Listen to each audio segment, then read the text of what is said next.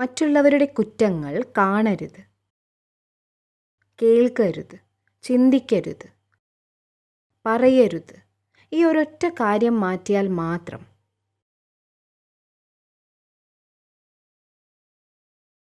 നമ്മുടെ വൈബ്രേഷൻസ് ഇവിടെ നിന്നും അത്ര ഉയരത്തിലേക്ക് എത്തും. ഒരു ദിവസം മാത്രം. ഇന്ന് ഞാൻ മറ്റുള്ളവരുടെ കുറ്റങ്ങൾ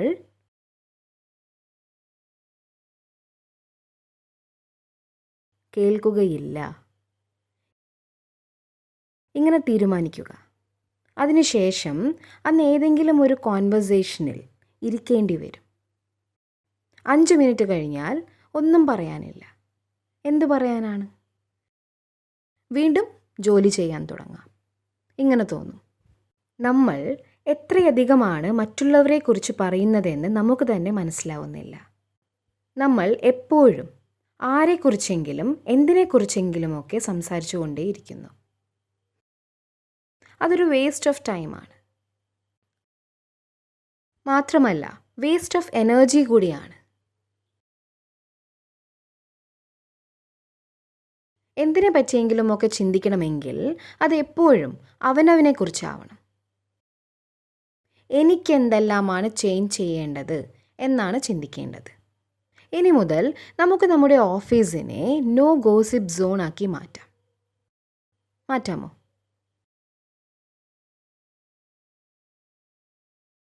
എന്താണ് തോന്നുന്നത്? വളരെ നല്ല നോട്ടീസ് ബോർഡ്സ് എല്ലായിടത്തും വെക്കാൻ നിങ്ങൾ റെഡിയാണോ? No gossip zone. യെസ്. വേറെ ആരെങ്കിലും വന്ന് ഗോസിപ്പ് പറയുകയാണെങ്കിൽ എന്ത് ചെയ്യും? നമ്മൾ ചിന്തിക്കുന്നുമില്ല, പറയുന്നുമില്ല. പക്ഷേ വേറെ ആരെങ്കിലും വന്ന് പറയുന്നു. നിങ്ങൾ അറിഞ്ഞുവോ? നിങ്ങൾ ഈ കാര്യം കേട്ടോ? അപ്പോൾ എന്തു ചെയ്യും? എന്തു ചെയ്യാൻ പറ്റും? 10 മിനിറ്റിന് ശേഷം സംസാരിക്കുമോ? അവരങ്ങനെ പറഞ്ഞുകൊണ്ടിരിക്കുകയാണെങ്കിൽ എന്തു ചെയ്യും? പറയില്ല. എന്ന് മാത്രമല്ല, കേൾക്കാനും ആഗ്രഹിക്കുന്നില്ല. നിങ്ങളിൽ എത്ര പേർക്ക് ഇങ്ങനെ പറയുന്നവരോട് നോ പറയാനുള്ള ധൈര്യമുണ്ട്? ഇങ്ങനെയൊരു സിറ്റുവേഷൻ നാളെയോ മറ്റന്നാളോ തന്നെ വരാം. തിരിച്ചു പോയാൽ ഉടൻ വരാം. ഈ സിറ്റുവേഷനു വേണ്ടി ഓഫീസിൽ പോകേണ്ട ആവശ്യമൊന്നും വരില്ല. അത് വീട്ടിലേക്ക് വരും.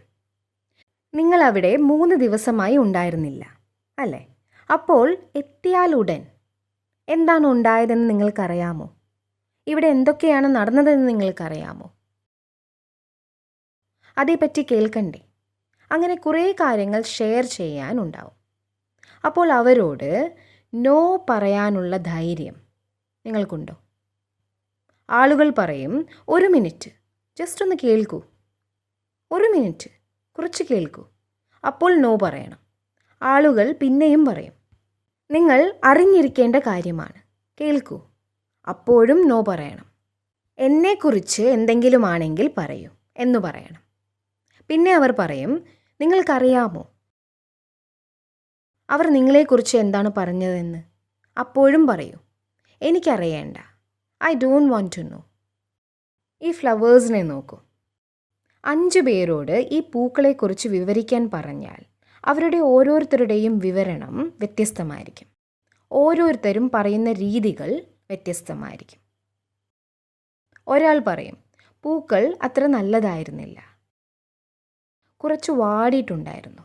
രണ്ടാമത്തെ ആൾ പറയും, നിങ്ങൾക്കറിയുമോ അവർ വന്നപ്പോൾ ഈ പൂക്കൾ കൊടുത്തില്ലേ, അത് പിന്നെ അവർ അതേക്കുറിച്ച് കൂടുതലായി പറയാൻ തുടങ്ങും. They were escalating the situation. ഇങ്ങനെ പറയുന്നതിലൂടെ നമ്മൾ എന്താണ് ചെയ്തുകൊണ്ടിരിക്കുന്നത്? ഇതൊരു സിമ്പിൾ കോൺവെർസേഷനാണ്. പക്ഷേ നമ്മൾ എന്താണ് ഷെയർ ചെയ്യുന്നത്, എങ്ങനെയാണ് ഷെയർ ചെയ്യുന്നത് എന്നുകൂടി നോക്കണം. നമ്മൾ നമ്മുടെ വൈബ്രേഷൻസിനെ എന്താണ് ചെയ്യുന്നത്? What will it do to our vibration? ഒരു ഓപ്ഷനുണ്ട്.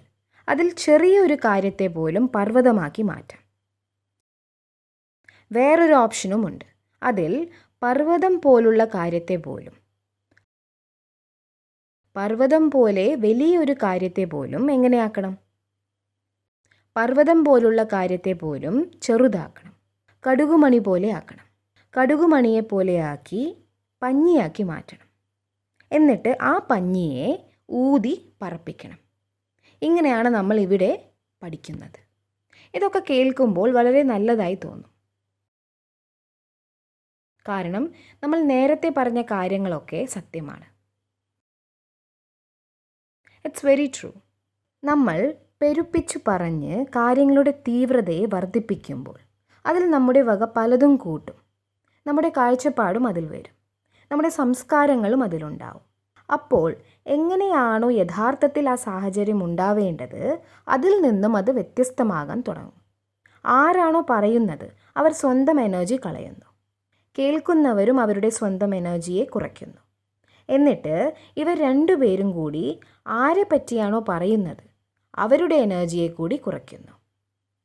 അവർ ഇരിക്കുന്ന റൂമിൻ്റെയും ഓഫീസിൻ്റെയും എനർജിയെയും കൂടി അവർ രണ്ടുപേരും ചേർന്ന് ഇല്ലാതാക്കുന്നു. ഒരു വീട്ടിലെ ഒരാൾ തൻ്റെ എനർജി ഡിപ്ലീറ്റ് ചെയ്യുമ്പോൾ ആ വീട്ടിൽ പേടിയില്ലാതെ, ദേഷ്യപ്പെടാതെ, ശാന്തമായി എടുക്കേണ്ട ഒരു തീരുമാനങ്ങളും എടുക്കാൻ കഴിയാതെ വരും. കാരണം ആ ആത്മാവിൻ്റെ ശക്തികളെല്ലാം ചോർന്നു പോയി കഴിഞ്ഞു. അതുകൊണ്ട് നമ്മൾ സ്വന്തം എനർജികളെ സംരക്ഷിക്കണം. We need to conserve energy. എന്താണോ നമുക്ക് ചെയ്യാൻ പറ്റുന്നത് അതേക്കുറിച്ച് മാത്രമേ ചിന്തിക്കാൻ പാടുള്ളൂ. ഒന്നും ചെയ്യാൻ കഴിയാത്ത കാര്യങ്ങളെപ്പറ്റി ആലോചിക്കേണ്ട ആവശ്യമേ ഇല്ല.